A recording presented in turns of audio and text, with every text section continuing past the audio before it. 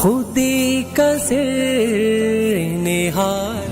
کچھ لوگ وضو کرنے کے بعد انگلی آسمان کی طرف اٹھا کر اشہد ان لا الہ الا اللہ پڑھتے ہیں، کیا یہ ٹھیک ہے کہ نہیں؟ وضاحت کریں۔ جیسے میں نے پہلے عرض کیا نا کہ جیسے ہر چیز میں 2 نمبر ہے نا، حدیثوں میں بھی ملاوٹ ہو گئی۔ یہ نہ سمجھیں کہ جب کوئی کہتا رسول اللہ نے فرمایا وہ صحیح ہوتا، بہت چیزیں اس میں ایسی مل گئیں جن کا ثبوت نہیں۔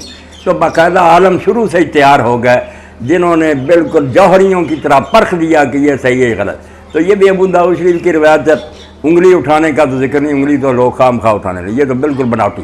آسمان کی طرف دیکھنے کا ذکر تھا کہ وضو کرنے کے بعد آسمان کی طرف دیکھے اور کلمہ پڑھے، اشہد ان لا الہ الا اللہ وحدہ لا شریک لہ واشہد ان محمد عبدہ ورسولہ۔ تو یہ بھی آسمان کی طرف منہ اٹھانا نہیں ثابت۔ کلمہ ٹھیک ہے، صحیح مسلم میں آتا کہ جو وضو کرنے کے بعد یہ کلمہ پڑھے گا، جنت کے 8 دروازے ہیں، 8 ہی کھل جاتے ہیں کہ جا جس میں سے چاہے داخل ہو جا۔ تو کلمہ شریف آپ پڑھیں، نہ انگلی اٹھائے نہ آسمان کی طرف دیکھیں۔